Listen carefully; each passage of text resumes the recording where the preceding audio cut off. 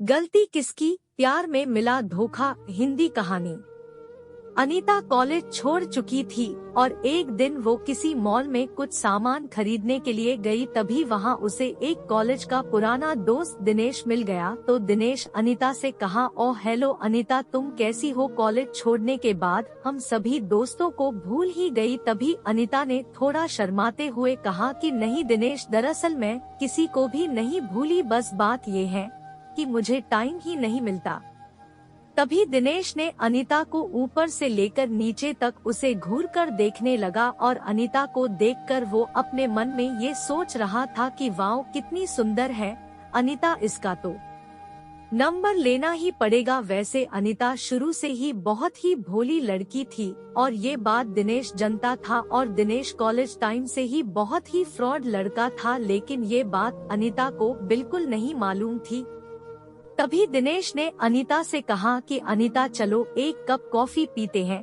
तो अनीता ने मना किया, लेकिन दिनेश ने कहा कि यार पता नहीं फिर हम कब मिलेंगे, चलो न यार। तब दिनेश उसका हाथ पकड़कर कॉफी पिलाने ले गया और अनीता मना ही नहीं कर पाई। तभी दोनों ने कॉफी भी पी ली। फिर अनीता जाने लगी, लेकिन दिनेश ने अनीता से बड़ी ही चालाकी से उसका नंबर भी मांग लिया और अनीता ने दिनेश को अपना नंबर न जाने क्यों दे दिया। तब अनीता ने कहा कि दिनेश अब मैं चलती हूँ, शायद मुझे बहुत देर हो गई है, घर पर सब मेरी राह देख रहे होंगे। तो दिनेश ने फिर से अनीता का हाथ पकड़कर कहा, अरे यार प्लीज अनीता रुको तो सही, इतने दिनों में हम मिले हैं, 5 मिनट रुक जाओ बस। अच्छा ये बताओ कि तुम्हारा अब तक कोई बॉयफ्रेंड है या नहीं, या अभी तक तुम यूं ही शर्माती रहती हो? तो अनीता ने दिनेश से कहा कि नहीं दिनेश, मेरा कोई भी बॉयफ्रेंड नहीं है।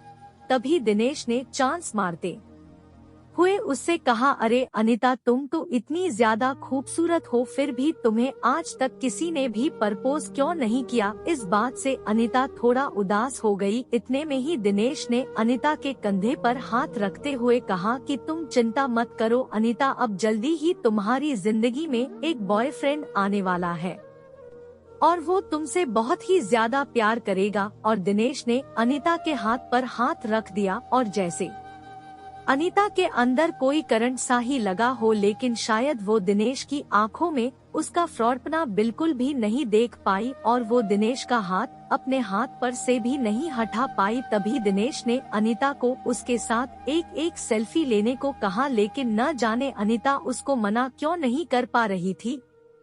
शायद दिनेश उसके भोलेपन का फायदा उठा रहा था। अब तो दिनेश न जाने उसे व्हाट्सएप पर क्या क्या भेज रहा था, कभी उसे गुलाब का फूल भेज रहा था तो कभी उसे हार्ट या किसिंग वाले मैसेज भेज रहा था और अनीता को कहीं न कहीं डर लग रहा था। लेकिन दिनेश ने उसको कहा कि अरे यार तुम तो कुछ भी नहीं, मेरे दोस्त की गर्लफ्रेंड तो रोज ही उसे एक किस देने एक बगीचे में जाती है और वो तो अपने घर वालों को तो कुछ भी नहीं समझती।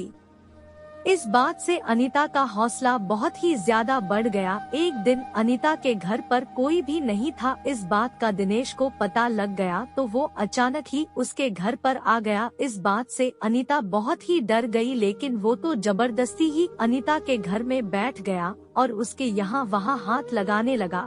और जब अनीता ने उसे रोकना चाहा तो दिनेश ने उसे आई लव यू कह दिया। अब अनीता उसे रोक ही नहीं पा रही थी, क्योंकि उसे पहली बार किसी ने लव यू कहा था, मगर उसे दिनेश के अंदर का दरिंदा बिल्कुल भी नजर नहीं आ रहा था। अब दिनेश को अनीता ने जाने को कहा, लेकिन दिनेश बदले में उससे एक किस मांगने लगा और उसने उसकी न जाने कितनी किस ले ली और किस लेते समय उसने उस साथ एक सेल्फी भी ले ली। फिर वो वहाँ से चला गया।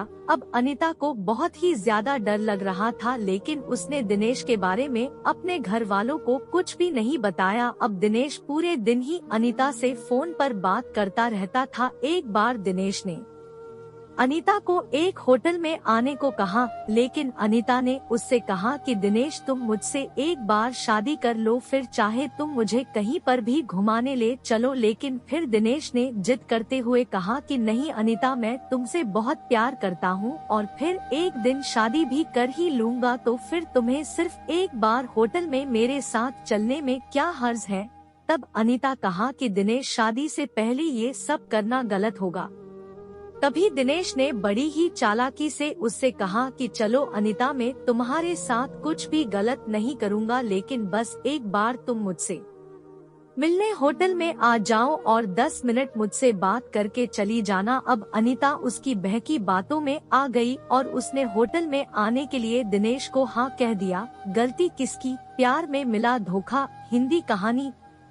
और तो और उसने अपने घर वालों को भी कुछ भी नहीं बताया और वो दिनेश के पास उस होटल में पहुंच गई। और जैसे ही अनीता वहां गई तो दिनेश ने उसे एक कोल्ड ड्रिंक में नशे की दवा मिलाकर पिला दी और अब धीरे धीरे उसे नशा होने लगा। तभी अचानक अनीता के सामने दिनेश का एक दोस्त भी आ गया और वो दोनों ही अनीता को देखकर मुस्कुरा रहे थे। अब अनीता सब समझ चुकी थी कि दिनेश ने उसके साथ धोखा किया है और फिर दिनेश और उसके एक दोस्त ने मिलकर अनीता के साथ जो गंदा काम किया उसके बारे में मैं आपको आगे की कहानी नहीं बता सकता दोस्तों, क्योंकि ये किसी की बेटी या बहन की इज्जत का सवाल है।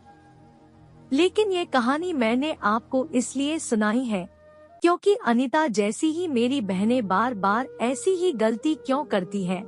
मैं उन्हें सच्चा प्यार करने से नहीं रोक रहा, मैं तो बस उनको उन दरिंदों के जाल में फंसने से रोकना चाहता हूँ जिन्होंने न जाने कितनी ही बार अनीता जैसी लड़कियों को अपना शिकार बनाकर उनका जीवन बिल्कुल ही बर्बाद कर दिया है।